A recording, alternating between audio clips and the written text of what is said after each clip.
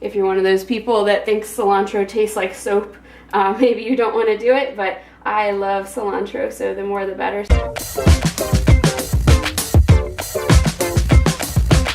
Hey guys, today I wanted to tell you about these like Mexican street taco salads that I've been making lately. So for some reason I've really had a craving for like those little street tacos with chicken or fish or whatever, and I kind of just came up with this idea to make it into a salad form. It's really easy and it's very customizable. So I'm going to show you the way I make them, but you can totally add, remove, change whatever ingredients you want.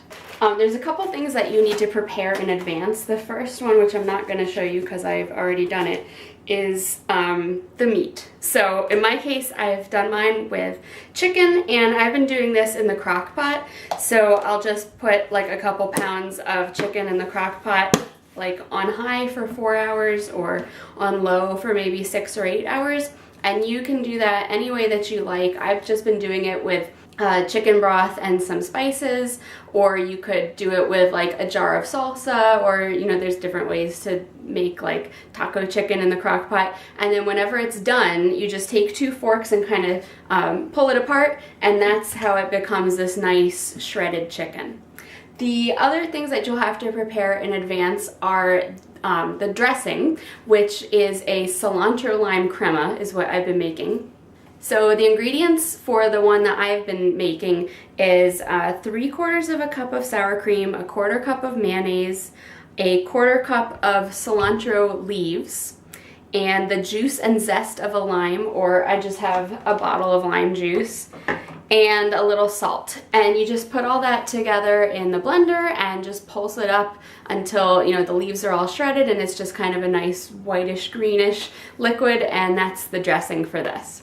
And then the other thing that I like to prepare in advance, but you don't really have to do this, I like to use pumpkin seeds or pepitas as a topping, and you can totally just put them in raw, that's fine.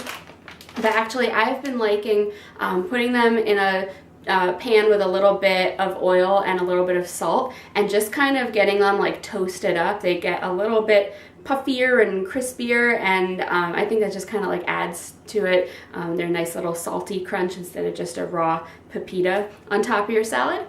And then besides that, the other toppings that I like to put on are just some extra cilantro, just mixed up with the salad greens. I guess I should have mentioned the actual base of the salad. I just get a bag of coleslaw mix, so you could, you know, shred your own cabbage or carrots or whatever you want, but this makes it super easy. And I like to put in some cut up avocados, maybe like half an avocado, and I also like to top it with some cheese. So I have been using the Kirkland Mexican cheese blend the last couple weeks because I invested in these large bags at Costco, but any kind of cheese would do if you just want cheddar or some other Mexican blend, actual authentic Mexican cotija cheese. Feta cheese is like a pretty good substitution for that, so any kind of cheese, or if you don't like cheese, don't use cheese. And then besides all that, you know, it's really customizable and up to you. So if you want salsa in it, you can go for that. If you want hot sauce, if you like onions, if you don't like some of these things, leave them out. So very customizable, and I'll show you how I pack it up to take to work, because it takes like a couple containers if you want to keep your salad in good condition, or you can just, you know, mix it all up in a bowl right now and eat it at home. Okay, so here's how I'm going to put my salad together to take to work. You're going to need a couple different containers. So one for the dressing, just to keep it, you know, from getting the salad soggy while you're waiting for your lunch break. And actually this makes quite a bit of dressing, obviously, so you can keep this in a container in the refrigerator as you go through it. And then you'll want just one small container for the chicken, because I am sure you'll want to heat it up before you eat. So I just put a little bit of this in this container, which is like, I don't know that it's BPA free, but it's like a microwave safe plastic. So I feel better about microwaving my food in the office microwave in this one.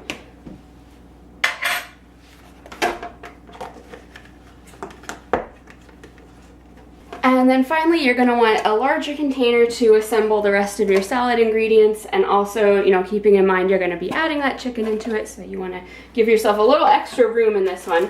So you can start with your base of your coleslaw mix. This is the one I showed you before, but I'm gonna finish up this already open bag first. So add some of that in. Maybe I'll just finish up this bag. Okay. And then I like to add some additional cilantro in here. I don't know if it makes a huge difference. And obviously, if you're one of those people that thinks cilantro tastes like soap, maybe you don't want to do it, but I love cilantro, so the more the better. So I just like to kind of tear up some leaves and sort of, you know, just sprinkle them on, or like mix them through with my hands. Again, you can do this to your liking. And then I like to add an avocado, so just half an avocado. And this one feels like it is just the right ripeness today. Now I'm actually packing this lunch the night before the day I'm gonna eat it, so it'll be fine in the refrigerator overnight, but just for avocado safety, I'm gonna kind of mix it in so less of it is exposed and maybe it won't like oxidize so much. And of course, you know, you could save the avocado till later, or you know, sprinkle it with some lime juice or whatever, but I think it'll be fine if it's just kind of mixed in here and protected by some of this cabbage. And then I'm gonna add some of my cheese, and again, this could be any type of cheese or no cheese if you don't want cheese. I just like to give it a little layer of cheese. And finally, some of my pepitas or pumpkin seeds, which are now nicely toasty, and I've given them a chance to cool down a little bit as well, so they shouldn't be melting the cheese or anything. Just like a little, I don't know, not even a quarter of a cup of those. So there we go. So that's my box of like cold things. And then I'll have my box of chicken to microwave. And then I'll drizzle the dressing over everything when it's time to eat tomorrow. So I hope you enjoyed this and found it inspiring. If you did, don't forget to give it a thumbs up. Leave me a comment. Let me know if you made this. And don't forget to subscribe so I can see you next time. Bye.